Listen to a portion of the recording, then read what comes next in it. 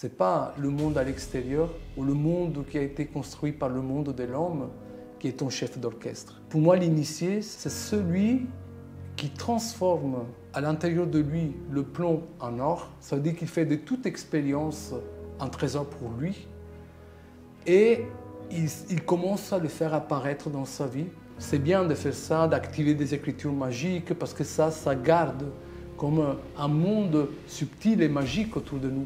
Mais après, un bout d'un moment, ce qu'il t'est demandé, c'est de tout ce que tu actives dans le temple, que ça devienne une réalité dans ta vie quotidienne. Bonjour à tous et bienvenue pour ce premier épisode du podcast de Sagesse essénienne. Je me présente, je m'appelle Philippe Eliphaz Gabriel. Je suis à la base bibliothécaire indépendant, spécialisé en philosophie et religion ancienne ainsi qu'en histoire de la tradition essénienne. Aujourd'hui, pour ce premier épisode, nous recevons un invité tout particulier. Il s'agit d'un prêtre dans notre communauté depuis maintenant bientôt 10 ans, d'un enseignant, d'un initié de notre tradition. Bonjour Martiliano. Bonjour Philippe et bonjour à tous ceux qui nous suivent. Martiliano, avant d'aller plus loin dans l'interview, est-ce que tu pourrais brièvement te présenter aux gens qui nous écoutent qui ne te connaissent pas encore? Bien sûr. Je m'appelle Marcelliano, je suis italien d'origine et je suis aujourd'hui prêtre et enseignant dans la nation essénienne. Actuellement, je vis dans le jardin de la Lumière, qui est le village essénien sur les terres du Panama. Je suis boulanger et pizzaiolo, bien sûr, pour garder la bonne tradition italienne. J'ai une petite entreprise ici dans le village qui me permet de gérer ma vie matérielle. Du coup, je fais du pain, je fais de la pâtisserie, je fais des pizzas.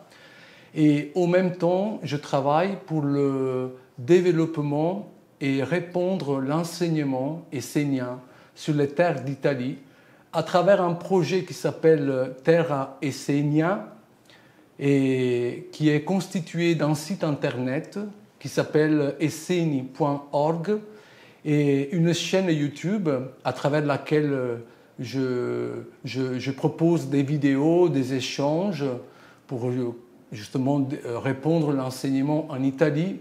Et cette chaîne YouTube s'appelle Terra Essenia. Elle porte le même nom que le projet. Marciliano, depuis quand est-ce que tu es essénien et qu'est-ce qui t'a attiré vers cette tradition?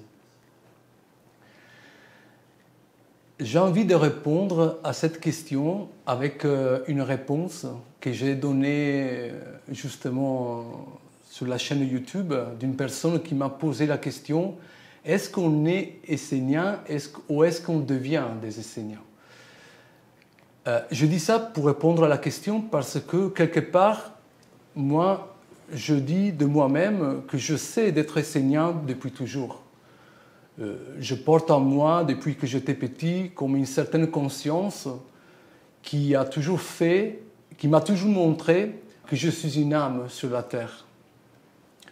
Et alors, à cette personne-là, j'ai répondu en disant qu'on est, étant qu'essénien, en potentiel. Ça veut dire que l'essénien, pour moi, vient sur la terre en portant avec lui le souvenir, une mémoire d'une tradition vivante, mais qu'on peut regarder comme une graine qui est à l'intérieur de lui. Du coup, oui, on est essénien. Par contre, la vie nous demande, étant donné que la vie sur la terre est une école, si tu es essénien, elle te demande de devenir un essénien. Ça veut dire que cette graine-là, qui est enfouie à l'intérieur de toi, elle a besoin d'un chemin, elle a besoin de certains éléments pour pouvoir épanouir et arriver à l'accomplissement de sa mission, de son but sur la terre. Alors cela, pour moi, ça se fait à travers un chemin, comme celui qui est proposé aujourd'hui dans la nation essénienne, qu'on l'appelle un chemin initiatique. Et dans ce sens-là, pour répondre à la question, je dirais du coup que je sais d'être essénien depuis toujours, mais que je suis essénien sur un chemin initiatique, notamment dans la nation essénienne, Ça fait depuis 2013, du coup, au jour d'aujourd'hui, ça va faire environ 14 ans. D'accord. Puis, qu'est-ce qui t'a attiré vers cette tradition? Qu'est-ce qui m'a attiré vers cette tradition? Je dirais, pour continuer sur la suite de ce que je viens de dire, je dirais l'âme de la tradition elle-même. C'est comme si l'Essénien, qui est en état de conscience, ce n'est pas de se dire essénien pour limiter. En fait, l'essénien, quelque part, n'a pas de frontières. Dans l'état de conscience, dans l'état d'être de l'essénien, il n'y a pas de frontières, il n'y a pas de limites. Et du coup, les Esséniens ont toujours existé partout dans le monde, dans toutes les cultures. Et c'est un lien d'âme, c'est comme une mémoire de vie qui nous rappelle de vie en vie. Et pour moi, c'est comme une sorte d'aimant qui était vivant à l'intérieur de moi. La tradition s'est manifestée à travers Olivier Manitara, qui a été le père fondateur de la nation essénienne. Et j'étais aimanté par cette présence de la flamme de la tradition qui a été réallumée et qui m'a appelé à elle. Puis, donc, tantôt, tu disais que tu venais d'Italie, mais d'où viens-tu exactement et quel a été ton parcours avant de marcher sur ce chemin initiatique? Je suis né et j'ai grandi dans le nord de l'Italie, dans la région de Venise, entouré par des montagnes, par la nature, un endroit que j'ai toujours beaucoup aimé. J'ai grandi dans le bois, en contact avec la nature. Et par contre, c'est vrai que mon premier élan, c'était la musique. Et du coup, depuis petit, je commençais à étudier la musique. Je fais de la trompette jusqu'à faire le conservatoire. Du coup, à la base, je suis diplômé en trompette au conservatoire en Italie. Et je fais la vie du musicien jusqu'à arriver à l'âge d'environ 25-26 ans. Mais j'ai vite fait compris que ce genre de vie n'était pas vraiment la vie que je voulais vivre quelque part. Parce que voilà, tout le monde connaît la vie de l'artiste, du musicien. On vit la nuit, des fois, voilà, c'est une vie un peu mouvementée, on peut dire ça. Et en fait, il s'est passé quelque chose dans ma vie qui m'a montré que ce n'était pas ça ce dont j'avais besoin, mais que je cherchais quelque chose qui pouvait m'amener vers un état de l'être, une compréhension de l'être que je suis plus grande. Et c'est là que j'ai commencé un chemin spirituel. Et suite à cette expérience que je fais, qui m'a amené vers la découverte et le besoin de chercher spirituellement, de trouver un chemin spirituel, j'ai commencé à voyager. J'étais en Amérique du Sud, notamment au Brésil. J'ai voyagé au Pérou, en Bolivie, en Argentine. J'étais en Inde. Et maintenant, je peux dire que ce besoin de voyager à l'extérieur, c'était juste le reflet d'un voyage que j'avais commencé et enclenché à l'intérieur de moi, qui voulait m'amener vers quelque chose. J'ai cherché quelque chose à travers le voyage. C'était une très belle époque de ma vie parce que ça m'a donné la possibilité de vivre de très belles expériences. Après, c'est connu que le voyage ouvre l'esprit et je peux le confirmer. Ça m'a vraiment beaucoup changé. Jusqu'à ce qu'en Inde, quand j'étais en Inde, j'ai rencontré la tradition tibétaine, du bouddhisme tibétain, à travers une communauté qui vit à Serrajé, ça s'appelle, c'est dans le sud de l'Inde. Et là, il y a eu quelque chose qui m'a approché au bouddhisme, à l'enseignement bouddhiste. Et ce lien-là s'était fait à travers la tradition du coup des moines tibétains. Le voyage termine comme ça. Je rentre en Italie avec cette envie d'étudier, d'approfondir le chemin bouddhiste. Et une amie de l'époque me dit, mais si tu veux, ici en Italie, il y a une communauté bouddhiste. D'ailleurs, c'est la plus grande qu'il y a en Europe, de la tradition tibétaine, où tu peux aller étant que bénévole et en échange d'être nourri et logé, tu peux assister aux enseignements donnés par les lamas qui vivent dans ce centre.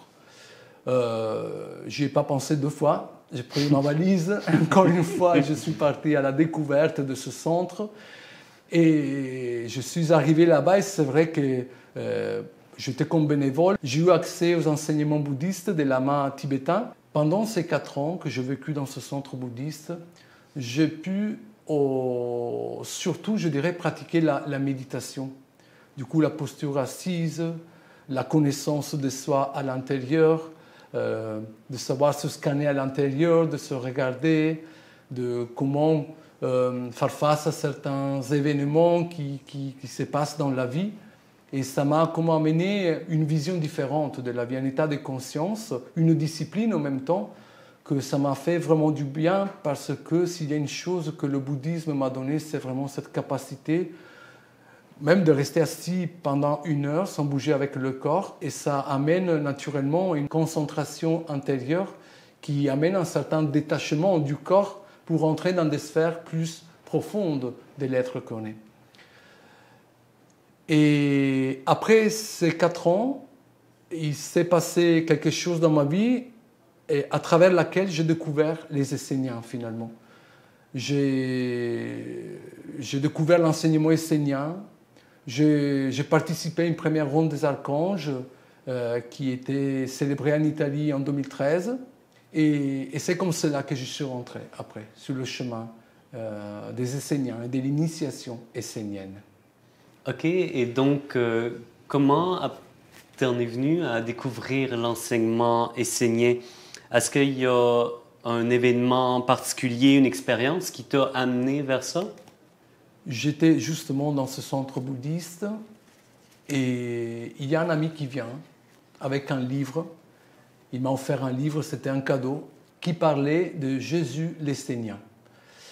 Alors, parenthèse, depuis toujours, de la tradition essénienne, s'il y a 2 maîtres auxquels je me suis toujours senti particulièrement relié, ce sont Jésus et Bouddha. Parce que pour moi, Bouddha amène cette conscience d'une vie intérieure, d'une vie posée, dans le grand calme. Et Jésus amène plutôt une conscience de l'existence d'une intelligence supérieure. Et du coup, jusqu'à ce moment-là, j'avais eu une expérience proche de ce que moi je sentais par rapport au bouddhisme à travers ce chemin qui m'avait été proposé dans le courant tibétain, on va dire. Mais à un bout d'un moment, je sentais le besoin de reconnaître dans ma vie qu'il n'y a pas que nous, notre vie intérieure et tout ça, mais qu'il y a une intelligence supérieure.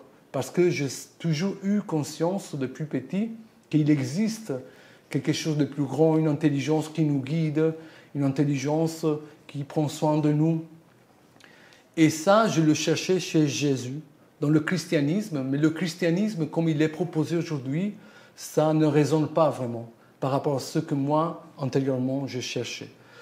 Du coup, quand je me suis trouvé face à ce livre qui parlait de Jésus l'essénien, d'un écrivain indien, le mot essénien, comme je l'ai vu et prononcé, ça m'a tout de suite éveillé justement cet aimant dont je parlais tout à l'heure, qui m'a aimanté quelque part la tradition. C'est comme une mémoire, en voyant le mot essénien, c'est une mémoire qui en moi s'est réveillée et qui a fait en sorte qu'à partir de ce moment-là, j'ai cherché sur Internet pour voir si au jour d'aujourd'hui il y avait des communautés, des enseignements qui perpétuaient quelque part la tradition essénienne. Jusqu'à ce que je suis arrivé sur la nation essénienne. Et c'était le 2013, quelques mois avant, que pour la première fois en Italie, il y ait la célébration de l'archange Michael, faite en présentiel avec la présence du coup d'Olivier Manitara. Et c'est là que j'ai décidé de m'inscrire à cette célébration, d'y aller. Et c'est là que j'ai découvert ce que pour moi était, est et sera, j'ai envie de dire, le trésor que je cherchais et que je chercherai toujours de vie en vie. C'est drôle comment que, quand on écoute le témoignage des différents Esséniens, souvent il y a des éléments qui reviennent. C'est pareil pour moi, quand j'ai entendu la première fois le mot Essénien, ça a résonné dans tout mon être. Je me souviens avoir demandé, mais c'est quoi les Esséniens? Puis la personne me répond, les Esséniens, Jésus, Bouddha, Mahomet, c'était des Esséniens. Puis tout de suite, il y avait quelque chose en moi qui voulait rencontrer les Esséniens. Pour moi, c'est la première fois que j'en entendais parler, mais ça résonnait comme une évidence en moi. Puis pareillement, quand j'ai rencontré après ça les Esséniens, j'étais à ma première ronde des archanges. Pour moi, personnellement en tout cas, ça m'apparaissait vraiment comme une évidence. Tu as utilisé le mot qui pour moi est le mot clé. Quand la tradition arrive à te toucher de l'intérieur, si c'est ta destinée, parce que ce n'est pas la seule tradition, il y a plusieurs traditions sur la Terre et chaque tradition a sa fonction, bien sûr. Mais quand la tradition de la lumière t'appelle à toi, ça devient évident. Tu as utilisé vraiment le mot-clé, c'est une évidence. C'est une évidence. Et ça éveille ça et tu sens, il y a comme un sens d'appartenance, mais qui est sain, tu le sens, et qui commence à faire en sorte que tout ton être vibre en fait, entre en vibration avec ce qui est transmis, avec ce qui est dit. Et pour moi, c'est vraiment un retour à la mémoire d'une connaissance qu'on porte déjà à l'intérieur de nous. Et là, c'est juste comme un peu de... C'est comme si on va la dépoussiérer et elle ressort et nous parle instantanément parce qu'on la connaît, elle est là, à l'intérieur de nous. Et qu'est-ce qui était l'élément décisif qui a fait que tu t'es engagé donc sur ce chemin-là quand tu étais pour la première fois à une ronde des archanges? La vie. La vie. Le côté vivant. C'est pas facile à expliquer parce que je ne peux pas expliquer ce qui est inexplicable, qu'on peut l'appeler vie, le vivant.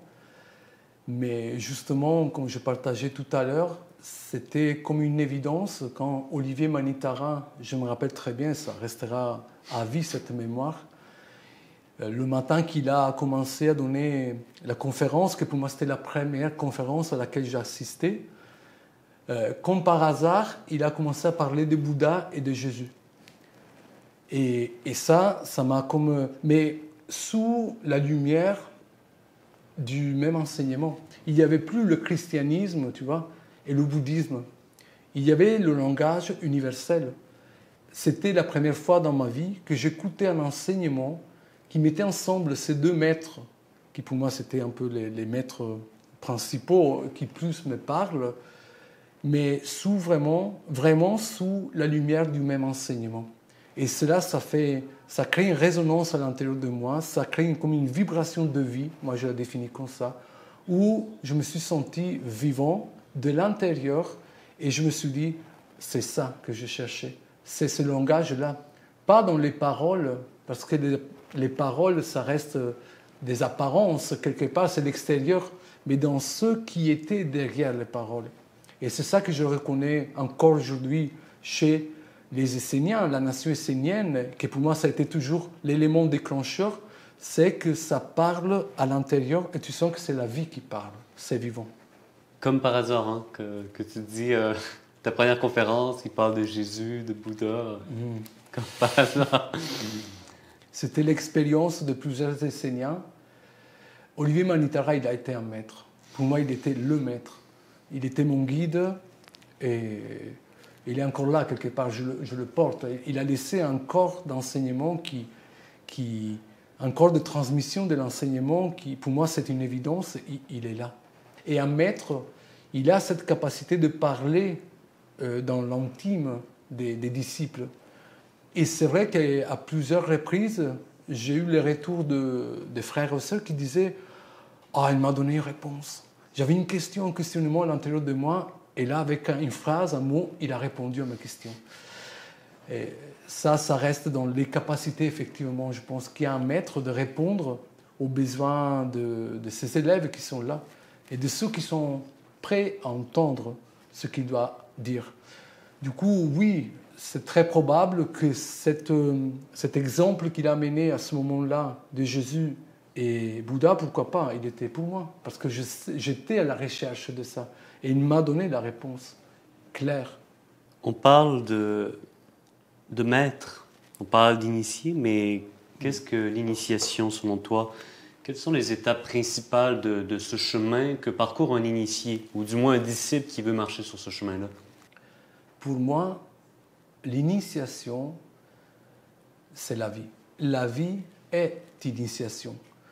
Dans le sens que si on commence à s'apercevoir comme des âmes qui viennent sur la terre dans une école pour évoluer, pour aller vers autre chose de plus grand. Et si on dit école, on dit examen. C'est inévitable d'être testé dans la vie, d'être éprouvé des fois. La vie, des fois, elle n'est pas simple.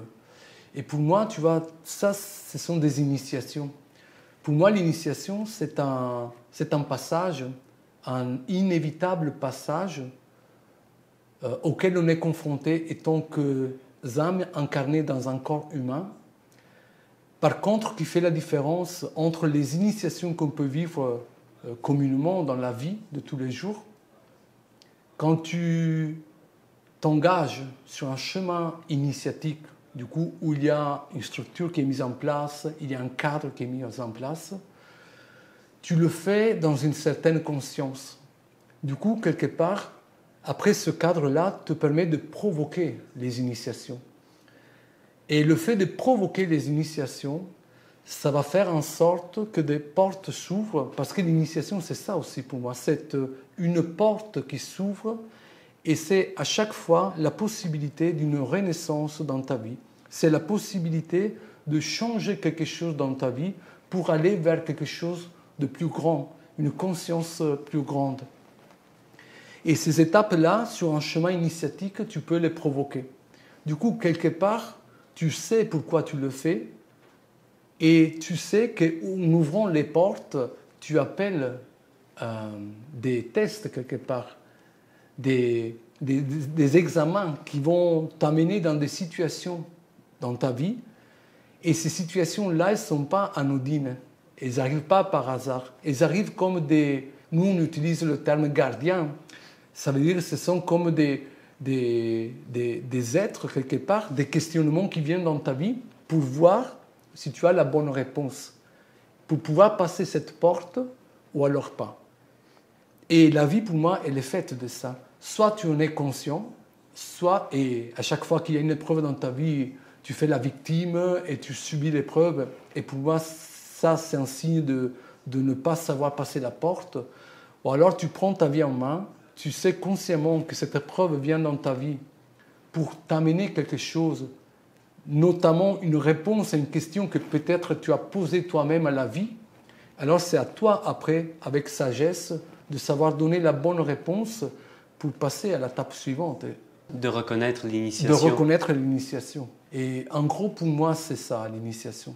C'est un passage dans la vie de l'être humain sur la Terre, inévitable. Soit ça se fait inconsciemment, à travers des épreuves que l'ami met en place, soit ça se fait consciemment par quelqu'un qui est éveillé et décide de provoquer quelque part les situations pour qu'il puisse évoluer consciemment sur un chemin d'éveil et de reconquête d'un état de conscience.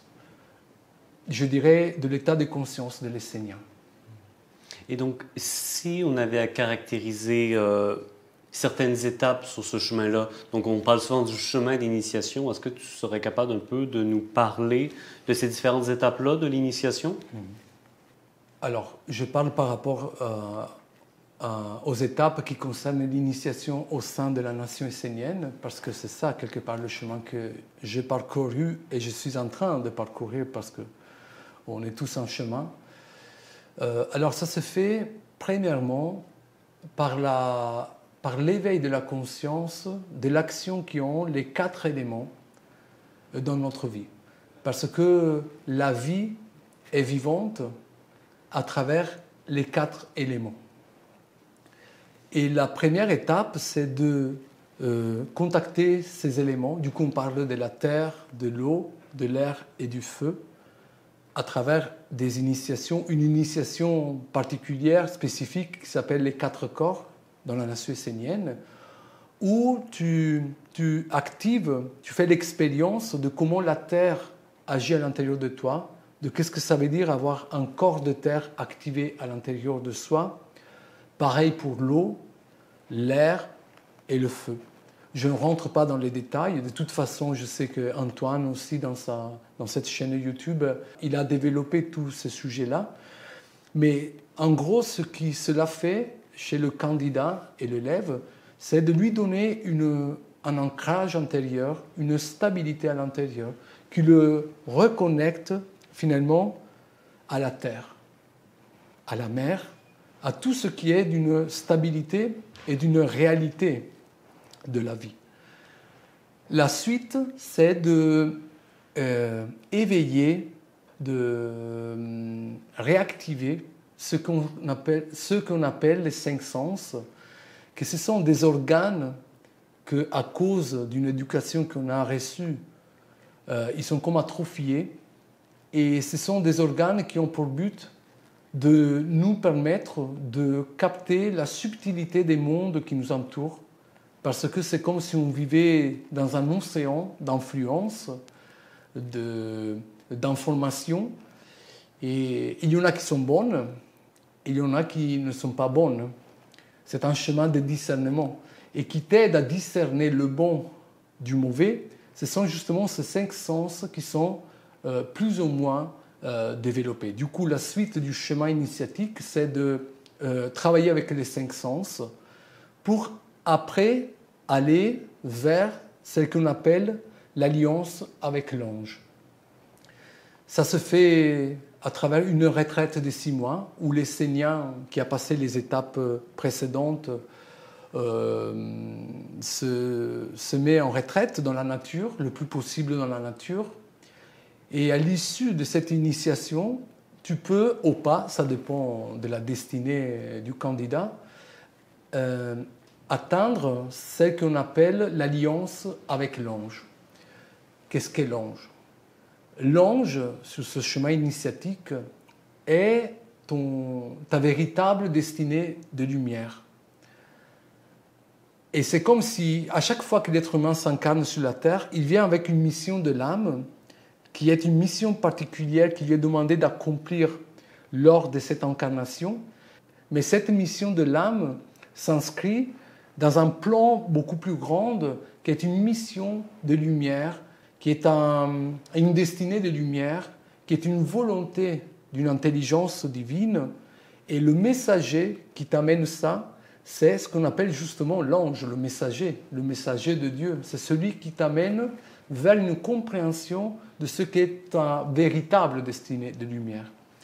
Et c'est à ce moment-là que sur le chemin de l'initiation dans la nation essénienne, l'Essénien qui passe cette initiation, du coup qu'il atteint l'alliance avec l'ange, il devient prêtre ou prêtresse.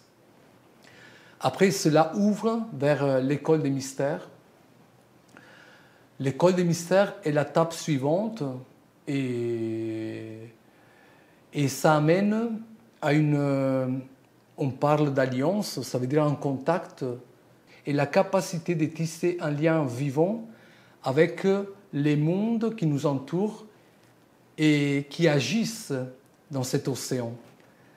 Là aussi, je sais que je vous invite à regarder la vidéo qu'Antoine a fait sur cette chaîne qui parle des esprits, des génies et des égrégores. Encore une fois, je ne rentre pas dans les détails, mais ce sont des intelligences qui vivent dans ce qu'on appelle le royaume de la mer, au-delà de l'incarnation, et avec lesquels on peut tisser des alliances. Du coup, ils vont nous donner des capacités, on peut dire ça, qui vont faire en sorte que notre être puisse être conquérant, puisse comme augmenter et être présent et vivant dans des sphères de plus en plus subtiles à l'intérieur de ce royaume-là, pour que, étant donné qu'à un bout d'un moment, en ayant une alliance organique, concrète, vivante, avec ces mondes-là, l'ange puisse retrouver et voir chez le candidat une coupe qui est réellement bâtie, qui est réellement façonnée d'une façon forte et stable, capable d'amener ce qui est l'intention de l'ange jusqu'à toucher la réalité de la terre. C'est comme si à travers le chemin qui propose l'école des mystères aujourd'hui, l'enseignant devient un initié sur un chemin de maîtrise pour devenir un jour un maître. Ça veut dire quelqu'un qui maîtrise sa vie en étant conscient de ce qui l'amène au monde, de ce qu'il fait apparaître et en étant relié comme un intermédiaire parfait, quelque part, entre l'ange, du coup, cette volonté d'un monde supérieur, et la terre, et les règnes qui peuplent la terre. Et c'est ça, quelque part, le véritable enseignant. Tu es un véritable enseignant quand tu es le prêtre, la prêtresse, soi-disant la colonne entre le ciel et la terre qui relie les deux, mais dans une réalité organique. Moi, j'aime bien ce terme. Ça doit être vraiment organique, expérimenté. OK, donc c'est très clair. Puis, si on veut aller un peu plus dans les détails, qu'est-ce qui caractérise, selon toi, ce chemin proposé par la nation essénienne par rapport à une autre tradition, une autre école initiatique? Au jour d'aujourd'hui, pour moi, qui fait vraiment la différence, c'est le contact que la nation essénienne a eu avec la mer. Parce que la mer, quelque part, elle te dit, oublie même d'être un prêtre, une prêtresse et tout ça, mais elle te ramène à l'intérieur de toi. Elle t'amène dans les profondeurs de ton être à retrouver ce qui est ta source propre, ton fondamental, tes qualités qui sont réellement propres à toi. Et cela, pour moi, ça fait toute la différence parce qu'une fois que toi, tu as contacté cela et tu commences à te reconstruire à partir de cela, du coup, tu n'es pas construit à partir des concepts ou des informations qui t'ont été données et tu en fais tout un tas de choses qui deviennent comme quelque chose qui reste dans le mental et dans l'intellectuel. Il y a vraiment une expérience organique, encore une fois, qui se fait à l'intérieur de toi, qui te permet après de te reconstruire à partir de l'intérieur. Et cela fait que tu n'as pas le choix que de te reconstruire à partir de quelque chose qui est vertueux à l'intérieur de toi. Et une fois que toi, tu commences à être vertueux réellement, parce que c'est toi réellement, naturellement, tout ce qui est vertueux commence à venir vers toi, commence à te parler d'une autre façon. Alors moi, je dirais que la grande différence au jour d'aujourd'hui, c'est que l'initiation, le chemin initiatique dans la nation essénienne ouvre la possibilité de vivre, expérimenter l'enseignement réellement à l'intérieur de soi. Ça veut dire qu'à un bout d'un moment, tu es appelé à devenir toi-même l'enseignement, une incarnation de l'enseignement. Ça, c'est une chose. L'autre chose, pour moi, c'est, et je reviens à ce côté du vivant, de la vie. Parce qu'en parcourant ce chemin, dans ces différentes étapes, moi, j'ai toujours ressenti à l'intérieur de moi que cela fonctionnait. Ça a amené toujours réellement un vrai changement à l'intérieur de moi. Ce n'est pas de faire une initiation et après tu rentres dans ta vie. Bien sûr qu'on peut être confronté à ça, que vite fait on rentre dans les mécanismes, mais il s'est passé quelque chose à l'intérieur de toi, de vrai, qui t'a touché profondément et qui fait en sorte que tu puisses réellement amener un changement dans ta vie. Je dirais que, étant donné que pour moi ce chemin est porteur de vie, le processus se fait d'une façon réelle, organique, concrète à l'intérieur de toi. Une fois que tu as changé, en étant sur ce chemin, tu as changé. Tu ne reviens plus en arrière.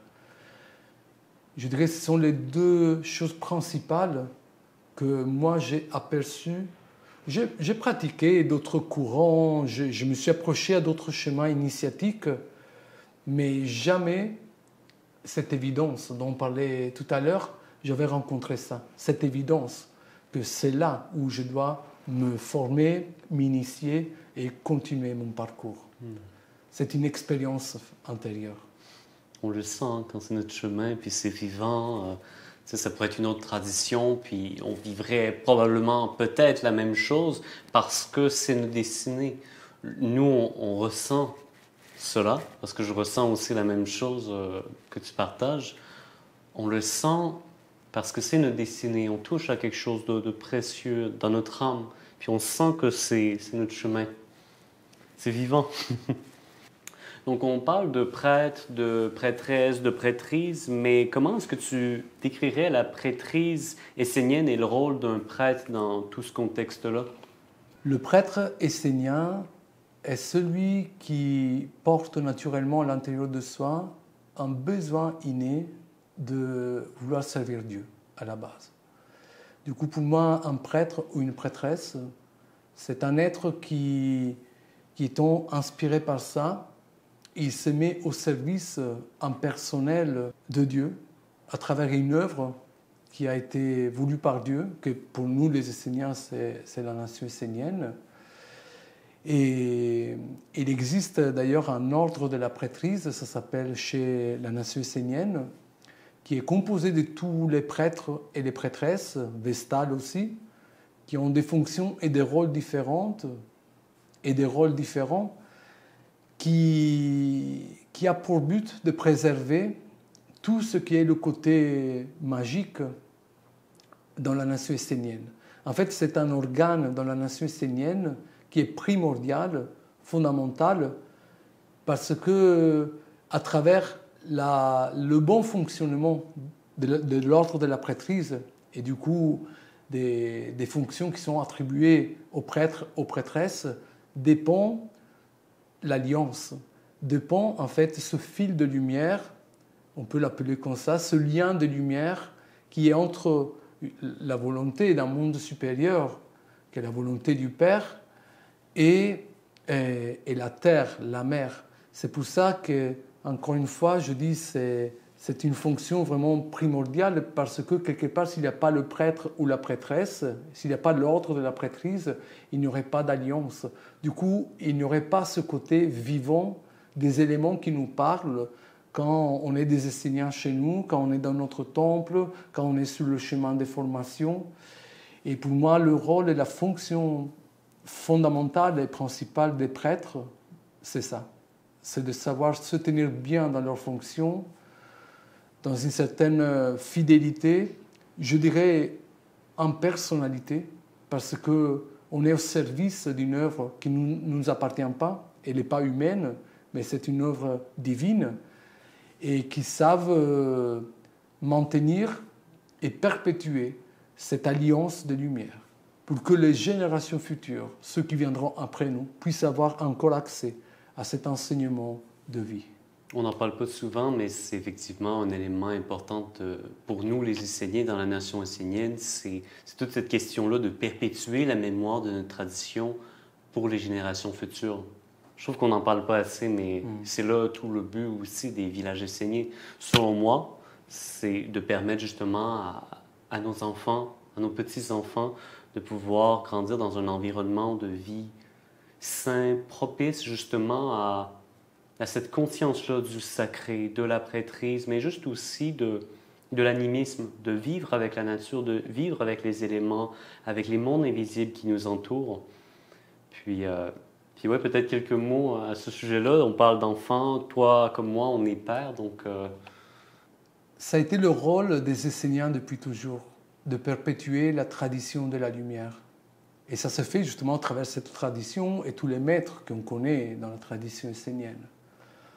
Aujourd'hui, ce qui apparaît évident, c'est que cela, ça peut se faire qu'à travers des êtres qui ont été bien formés et capables de faire en sorte, je reviens un peu à ce que je disais tout à l'heure, que la transmission soit vivante.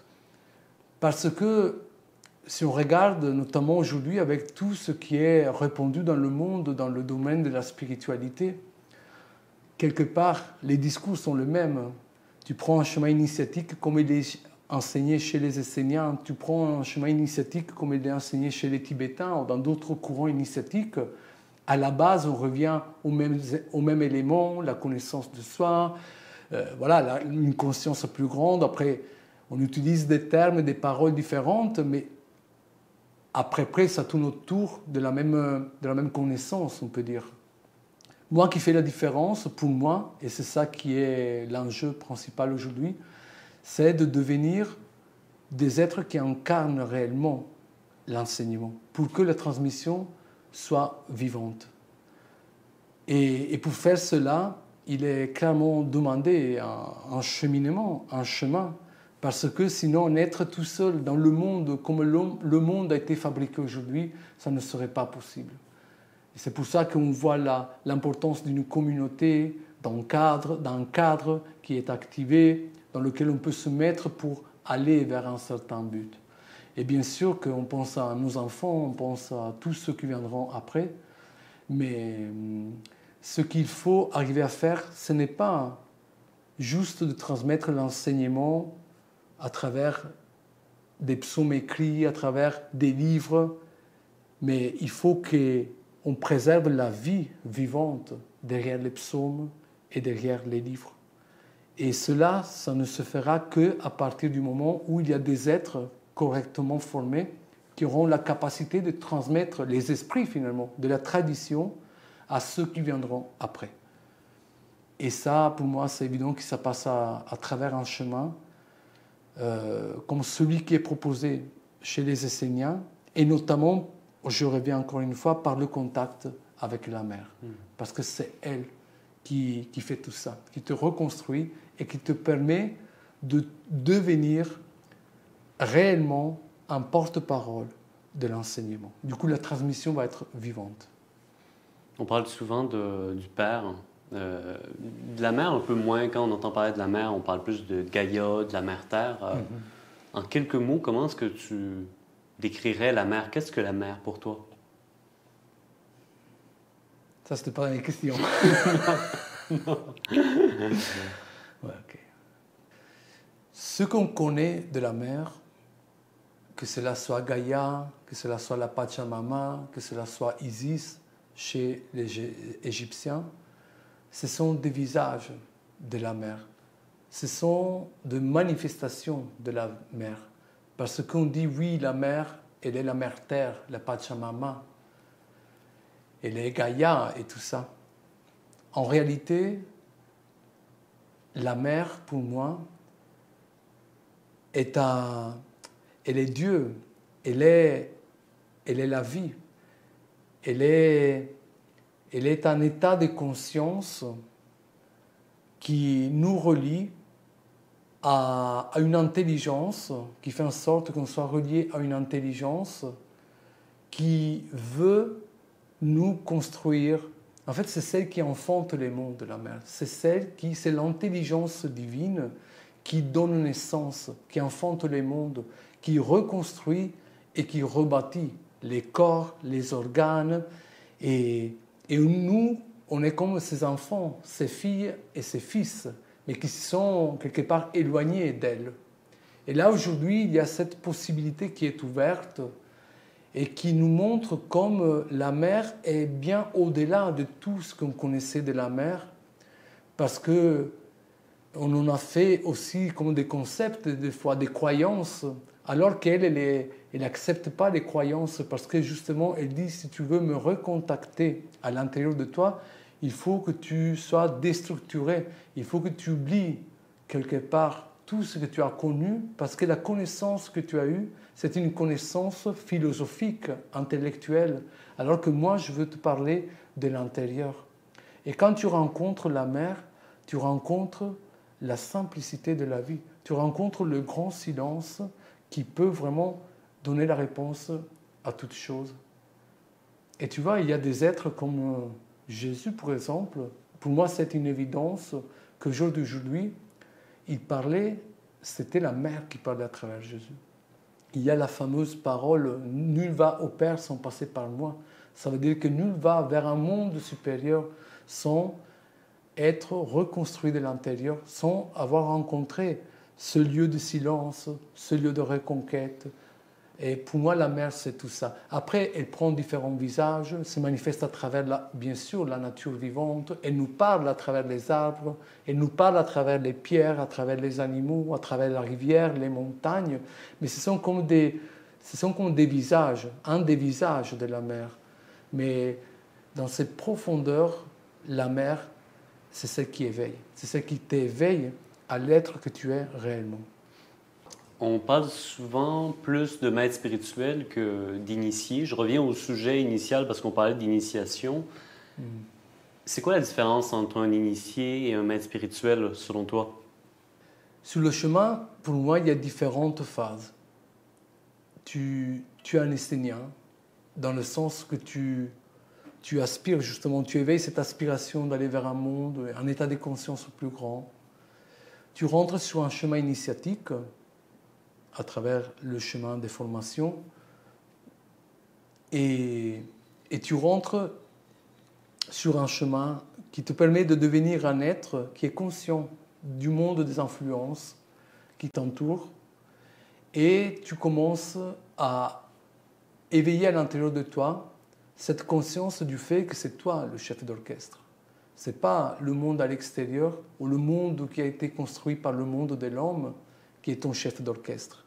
Et là, tu commences à devenir un mage. C'est ça qu'on appelle le mage dans la tradition. C'est quelqu'un qui commence à avoir une certaine conscience des influences et un certain pouvoir dans le sens jamais pour offenser, jamais pour blesser, mais de diriger les influences pour faire en sorte qu'il soit lui, quelque part, le chef d'orchestre.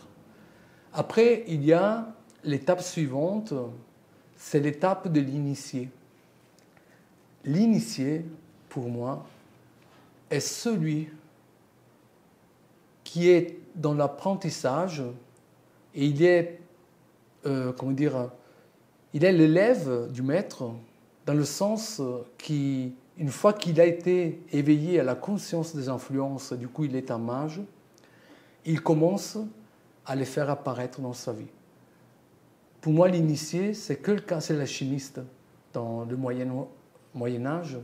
C'est celui qui transforme à l'intérieur de lui le plomb en or. Ça veut dire qu'il fait de toute expérience un trésor pour lui.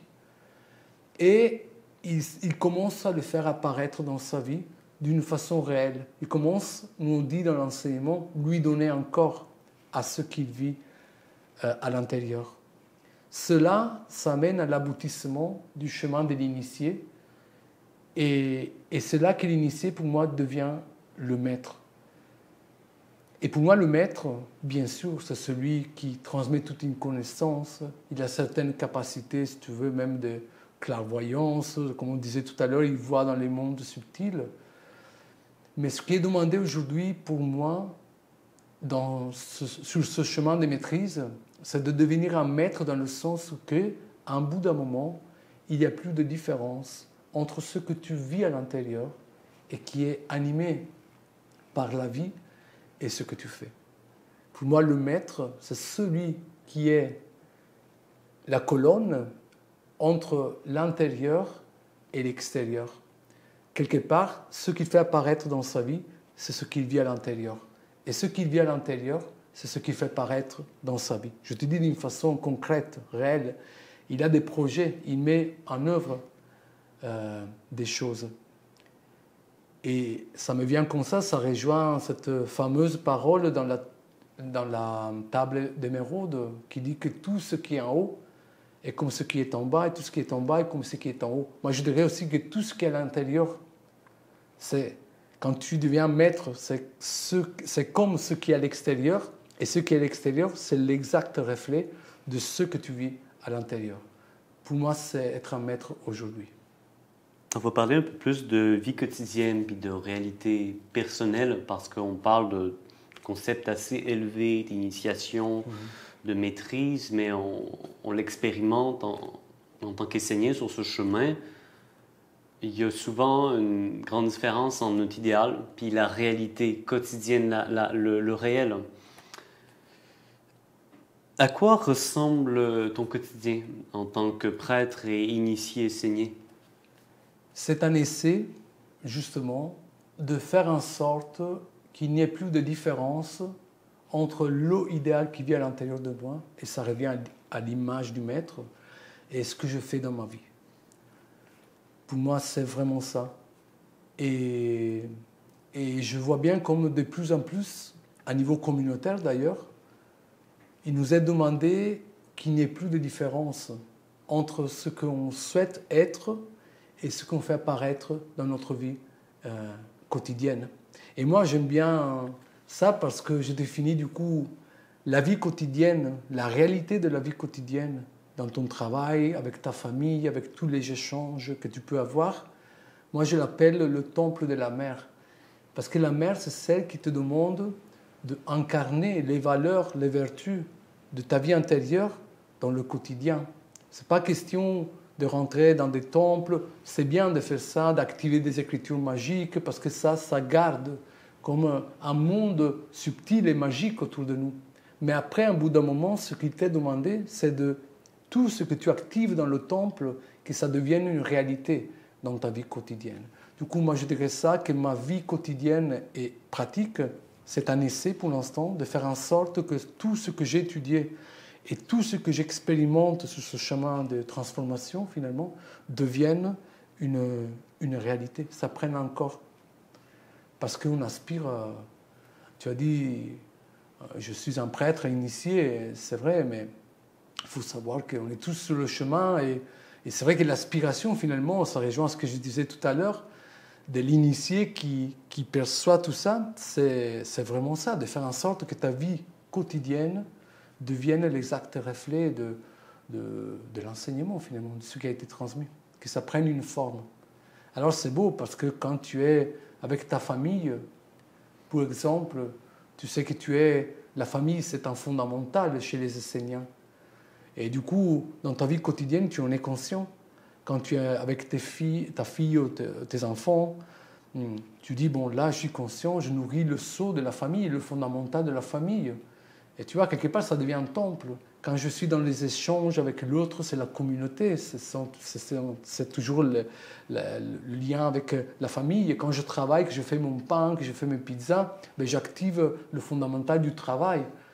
Et quand tu rentres dans cet état de conscience-là, vraiment, tu commences à comprendre que la vraie force, c'est vraiment dans ta vie quotidienne. Parce que c'est là qu'il t'a demandé de mettre en action tout ce que tu as appris. Donc, tu as un peu répondu à ma prochaine question. J'allais te poser la question, quelle est la différence entre l'idéal spirituel d'un initié et la réalité pratique de la vie quotidienne? Tu as un peu déjà répondu, mais concrètement... Je pense avoir répondu, oui, parce que, encore une fois, je dis que la seule différence qu'il ne faut pas qu'il y ait, c'est qu'il y ait différence entre l'eau idéale et la vie quotidienne. C'est ce qui fait un initié, comme tu en parlais tantôt, le mage, l'initié. Okay. En fait, il arrive à y mettre dans ce qu'il fait des intelligences, des forces, des impulsions qui sont reliées avec les mondes avec lesquels il est en train de tisser des alliances, comme on disait tout à l'heure. Et il arrive à comprendre cette loi de comment y mettre dans ce qu'il fait ces alliances-là, ces mondes-là. Mais là, c'est le piège. Il ne faut pas que cela soit personnel. Il ne faut pas rendre esclave des mondes qui sont au service de la lumière impersonnelle pour des besoins de ton corps ou de ta vie mortelle. Là, c'est le piège de l'initié.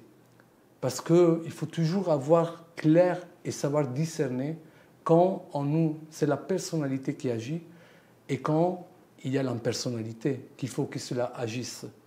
Et je pense que beaucoup d'initiés, ils ont chuté, on dit ça sur le chemin initiatique, à ce niveau-là.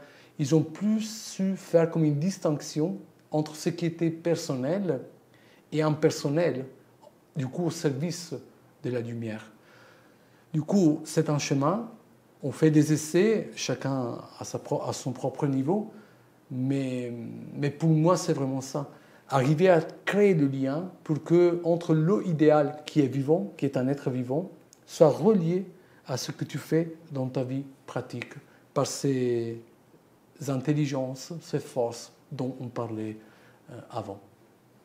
Est-ce qu'il y a une expérience ou un moment clé de ton parcours que tu as vécu, que tu souhaiterais partager, qui a changé ton regard sur la vie et sur le monde? Oui, bien sûr. Je vous racontais au départ de ce changement que j'ai eu entre 25 et 26 ans, où j'ai radicalement changé ma vie. Et je suis passé de la vie du musicien à la vie du voyageur et du chercheur finalement. Et ça se fait à travers un livre qui est très connu dans le domaine de la spiritualité, que j'imagine beaucoup de tous ceux qui sont en train de nous suivre connaissent, qui c'est La prophétie des Andes.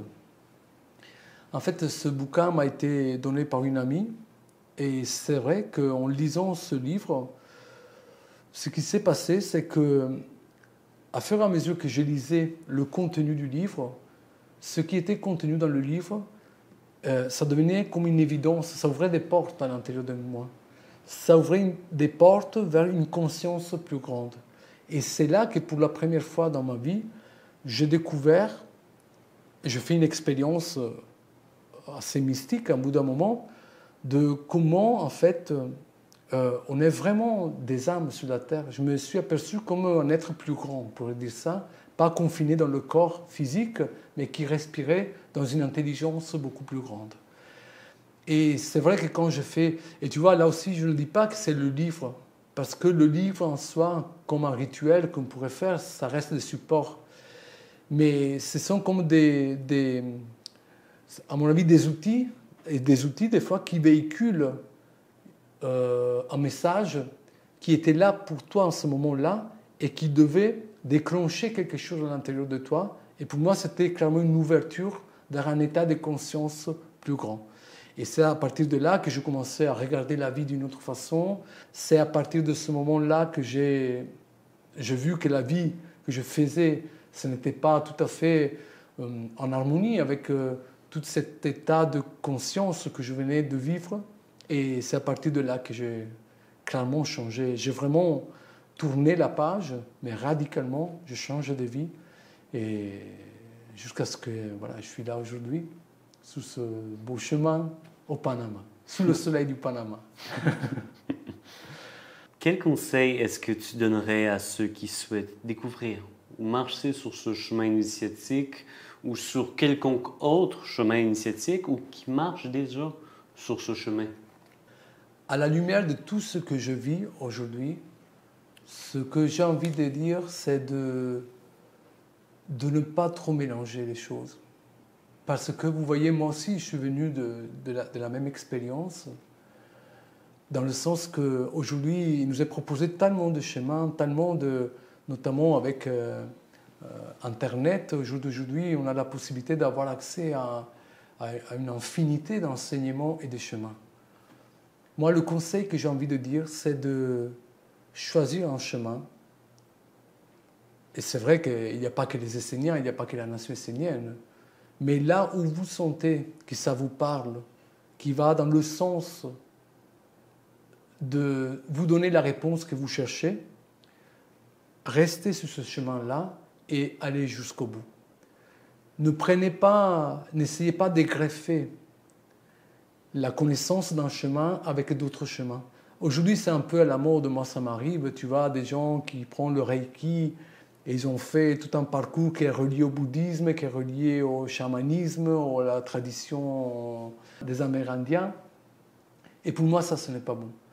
Parce que justement, si on regarde le côté vivant, chaque enseignement a son langage, a ses esprits, a ses mémoires de tradition.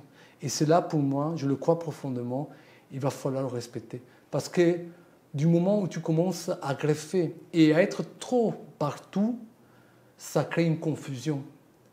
Et la confusion, elle n'est pas bonne sur un chemin de découverte de ce qu'on est à l'intérieur de soi. Du coup, je dirais, le conseil pour moi, c'est vraiment de choisir un chemin et d'y aller jusqu'au bout. Après, peut-être, ça va se révéler comme n'étant pas le vrai chemin qui... Mais au moins, tu as eu la bonne réponse et tu es allé jusqu'au bout de quelque chose. Parce que pour moi, d'aller jusqu'au bout, dans une certaine clarté et pureté de ce que tu es en train de faire, ça amène inévitablement une force dans ta vie. Puis on le sent, en plus, les esprits, les mondes invisibles, souvent, ils n'aiment pas ça quand on mélange les mondes. Moi-même, je me souviens, quand j'étais plus jeune, je mélangeais un peu tout. Puis quand je suis devenu essénien, j'ai commencé à développer cette conscience-là, des mondes invisibles qui m'entouraient. Je pouvais sentir comme les esprits qui me disaient « Non, je ne veux pas aller là. Il y a comme des frontières dans les mondes invisibles, puis non, amène-moi pas là. Tu sais, chaque chose à sa place. C'est comme dans la maison, hein? C'est chaque chose à sa place. Hein. Qui règne est Dieu, le vivant. Et Dieu est ordre. Du coup, le mélange n'est pas bien accepté. Par n'importe quel monde, en fait. Les mondes spirituels, les mondes magiques n'aiment pas le mélange. Ça, c'est vraiment... Ce sont des lois. Ce sont des lois. Ensuite, chaque monde a le droit d'exister, mais chaque chose a sa place. C'est ça, oui. Exactement. C'est important, oui. Ouais, c'est quelque chose que j'ai appris au début sur le chemin. Puis c'est vrai que je me souviens, je parle de mon expérience, quand j'ai commencé sur le chemin spirituel, je mélangeais un peu tout, je cherchais mon chemin. Puis je voyais comment qu'au final, ça me menait à rien d'une certaine manière parce que, au final, j'aboutissais à rien. C'était toujours, comment dire, un syncrétisme qui... je ne sais pas comment exprimer ça, mais bref, quand j'ai trouvé mon chemin, ma tradition, c'est comme si j'ai commencé à me transformer de l'intérieur, puis d'aller jusqu'au bout de ce chemin-là. Ça apporte une stabilité, une fixité. Je ne suis plus dans les airs, je me suis enraciné dans une tradition, dans une terre, puis je me nourris de cette terre, de ce ciel aussi, de ces mondes invisibles, de ces mémoires-là qui animent notre tradition. Puis ouais, donc je suis d'accord, c'est un très bon conseil. Quelle erreur ou défi as-tu rencontré sur ton chemin que tu pourrais partager avec les gens qui nous écoutent, qui pourraient peut-être les aider sur leur chemin? Je me considère quelqu'un qui a trouvé ce qu'il cherchait. C'était vraiment le chemin de la lumière. Et si je regarde dans ma vie, bien sûr, il y a eu des erreurs. Mais pour moi, une erreur qu'on peut faire dans sa vie, c'est de considérer l'erreur étant que telle, c'est plaindre parce qu'on s'est trompé, et de ne pas chercher de trouver dans l'erreur la sagesse qui était cachée derrière, pour qu'on puisse se reprendre en main et aller de l'avant. Du coup, pour moi, aujourd'hui, je peux dire que si tu es assez éveillé et conscient de tout ça, de ce qu'est la vie, que la vie est une initiation, il n'y a pas d'erreur, vraiment. Oh, oui, il y a des erreurs, mais l'erreur te permet justement de te reconstruire. Du coup, je ne conseillerais pas quelqu'un de ne pas faire des erreurs, parce que ça fait partie de ce chemin-là. Par contre, essaye de en tirer toujours une sagesse de l'erreur pour te reprendre, te remettre debout et aller de l'avant. Du coup, pour répondre, le plus grand erreur pour moi, c'est de s'arrêter à l'erreur. En se culpabilisant, en croyant d'avoir échoué. Non, c'est pas ça. Et tu verras, au bout d'un moment, quand tu arrives si c'est ça qui est prévu dans ta vie, à trouver ce que tu cherchais, tu verras que tout ce qui s'est passé était juste au départ. Même les erreurs que tu as faites, qui t'ont mené à faire des expériences qu'il fallait que tu fasses à ce moment-là pour te retrouver là où tu es aujourd'hui. Mais il faut qu'il y ait cette conscience d'une vie que quelque part, elle t'amène tout pour ton bien, finalement, toujours. Il faut en être conscient et savoir transformer tout événement. Et tu verras que même dans les situations les plus compliquées et difficiles, une fois que la tempête est passée, tu arrives à en tirer une conclusion, une sagesse, et cela sublime l'expérience. Et si tu le fais de la bonne façon, là, tu vas voir qu'est-ce que c'était une initiation, et tu vas voir que ça t'amène à autre chose.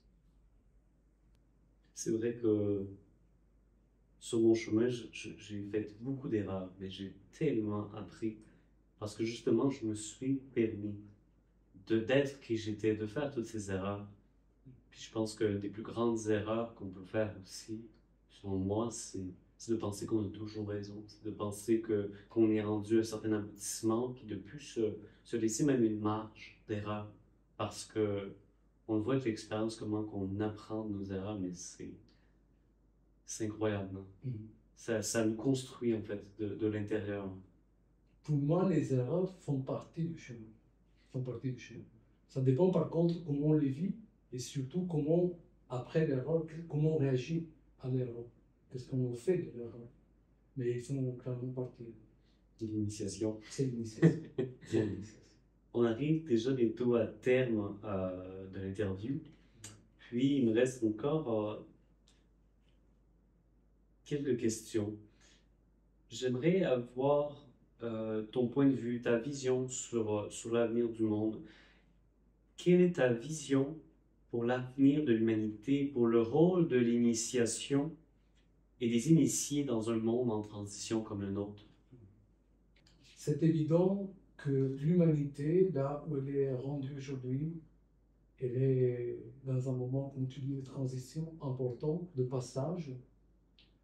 Et bon, je le dis parce que ça a été prophétisé aussi par les maîtres, mais ça se sent, ça se voit, et c'est évident, pour moi c'est une évidence, qu'il y a une partie de l'humanité qui est destinée à aller au bout justement de ce chemin technologique et robotique qui est en train d'être mis en place et qui est en train de se répandre à une vitesse incroyable, je dirais.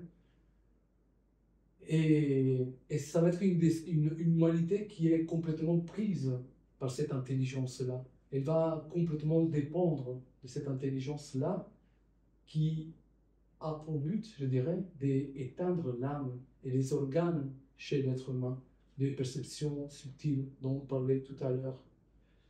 Par contre, il y a une partie de l'humanité qui est destinée, par un chemin d'éveil, un chemin de connaissance de soi, à garder ouvert sur la terre un chemin de reconquête de l'âme, un chemin de vie qui permet à la vie justement de se maintenir vivante sur la terre et de continuer à perpétuer ce qui est sa tradition finalement. Nous, chez les Esséniens, c'est la tradition essénienne, mais comme je disais tout à l'heure, il y a d'autres traditions. On n'est pas la seule tradition qui est en train d'œuvrer dans ce sens-là dans le monde. Du coup, moi, je suis assez d'accord sur le fait qu'on va arriver à un bout d'un moment où il y a deux chemins qui vont être bien distincts un de l'autre. Et il y en a un qui amène vers cette conscience robotique, cette intelligence robotique, et l'autre qui va vers la connaissance de l'âme et la capacité de garder vivant le lien avec la source de la vie. Et voilà pourquoi, inévitable, dans ce cadre-là, qu'il y ait des villages esséniens, ou de toute façon des endroits dédiés à ça, à une certaine éducation qui puisse, depuis la naissance de l'enfant qui vient au monde, lui donner un cadre différent, une éducation différente, pour qu'un jour il puisse continuer, il puisse s'épanouir en fait, selon ce qu'est la mission de son âme, et continuer à perpétuer cette que nous on appelle la tradition de la lumière. Ça passe par un chemin d'éducation et initiatique, après, inévitable. Par contre, on peut aider l'enfant à être confronté à des choses qui pourraient qu'on dirait, le détourner de son chemin véritable. Par contre, après, le chemin de la redécouverte de soi, le chemin initiatique, il est inévitable. Même Jésus il était essénien. Il est né, bien sûr, c'était la lumière qui est née dans le monde, mais il est passé à travers des écoles initiatiques pour devenir celui qui a incarné le Christ à la fin. Pour dire que n'importe quel être humain, au bout d'un moment, il est confronté à un chemin. Et ce qu'on va préserver, nous les Esséniens, c'est ce chemin-là qui va garantir et protéger l'alliance, finalement, le lien de vie qui permet à la vie de se perpétuer à travers les générations. L'autre monde, il a une destinée, il n'y a aucun problème. Et moi, ce que j'aimerais qu'un jour, ça arrive, qu'il y ait juste le choix. Tu vois, un être humain, il a le choix. Est-ce que tu veux être dépendant d'un monde qui va tout gérer dans ta vie, va te prendre en charge en tout finalement?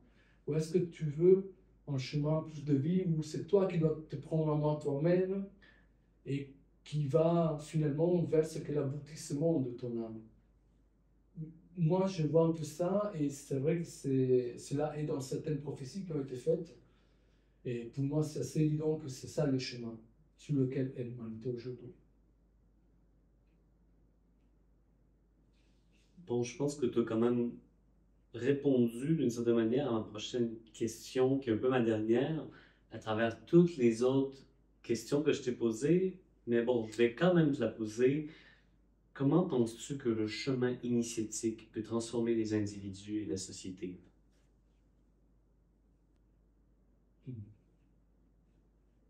Le chemin initiatique, il est fait pour te montrer autre chose de toi. Le chemin initiatique, il est destiné à ceux que tout d'abord, ils veulent l'accepter dans leur vie. Soit disant, il faut qu'il y ait une prise de conscience à monde de vouloir changer réellement sa vie et de vouloir se transformer. Et, et quelque part, le chemin initiatique, c'est la voie qui te permet de te remettre en question, de faire en sorte que qui agit dans ta vie et qui crée ta destinée n'est plus la personnalité, l'être qui a été créé, fabriqué par un monde qui sait très bien ce qu'il veut que tu sois au cours de ta vie parce qu'il a besoin des différentes, comment dire, des différentes tâches que chacun de nous pourrait avoir dans sa vie là. Du coup, comment il peut changer? Ben, il peut te changer à partir du moment où tu l'acceptes et tu veux réellement changer ta vie, et il arrive à te faire découvrir à l'intérieur de toi une réalité qui est propre à toi. Et peut-être elle va te montrer que tu t'es trompé dans ta vie, parce que rien de ce que tu fais dans ta vie était en reliance avec cette profonde nature qui vit à l'intérieur de toi. Et c'est là pour moi qu'il peut se reproduire un véritable changement. Parce que, tu vois, je partageais aussi, c'était hier avec une amie, le fait que on a fait des retraites, moi aussi, quand j'étais dans le domaine du bouddhisme. Et tu vas passer une semaine en nature, tu médites, bien sûr que ça fait du bien. Mais pour moi, ça reste des techniques pour se détendre et amener une certaine conscience dans ta vie, un certain état d'apaisement intérieur qui dure un peu parce que d'ailleurs, au bout de 3 mois, tu as besoin d'aller la refaire. Ça montre pas. Ça montre quoi finalement? Ça montre qu'il n'y a pas eu un réel changement à l'intérieur de toi. Alors qu'une vraie initiation, et ce dont l'humanité aujourd'hui a besoin pour moi, c'est un réel changement. Et la réelle initiation, c'est pour ça que je dis, c'est ce que je trouvais chez les enseignants, ça fonctionne, parce que je le vois. Je me vois comme j'étais il y a 3, 4 ans et comme je suis aujourd'hui, comment je pense, comment je vis face aux événements. Et comment dire, je ne fais pas semblant, je ne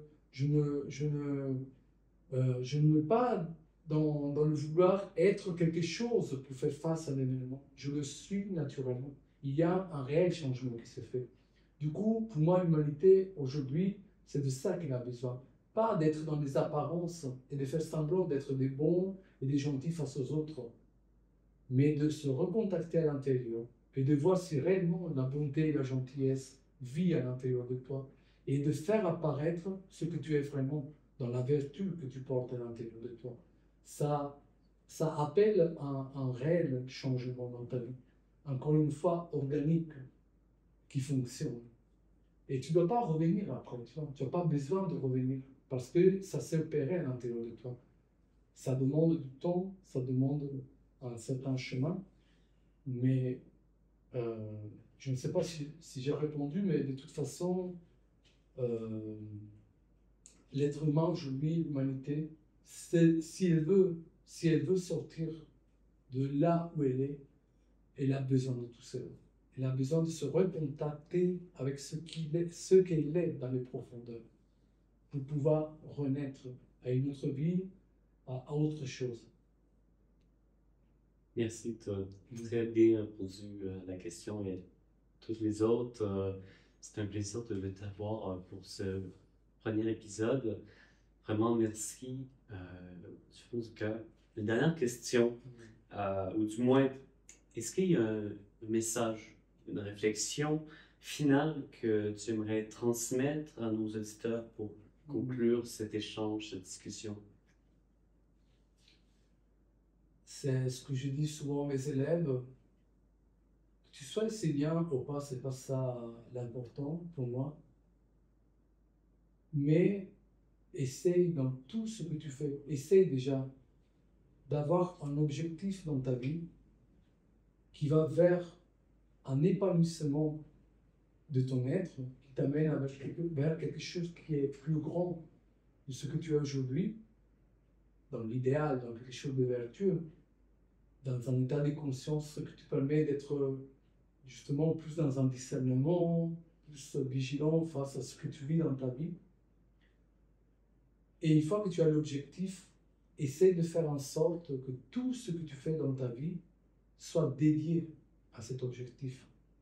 En fait, le conseil que je donne, et que c'est à la portée de tout le monde, fais de chaque action de ta vie quelque chose de plus grand.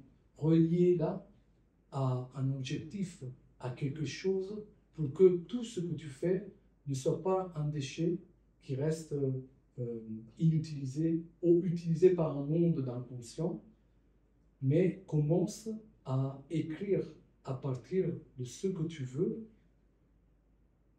ta vie finalement. Tout ce que tu fais, fais-le avec une intention plus haute, plus grande. Et à partir de là, pour moi, et c'est vraiment à la portée de tous, à partir de là, tu commences à donner un sens à la vie. Voilà, c'est ça en gros. Donne un sens à la vie. Et fais en sorte que tout ce que tu fais soit dédié à quelque chose de plus grand.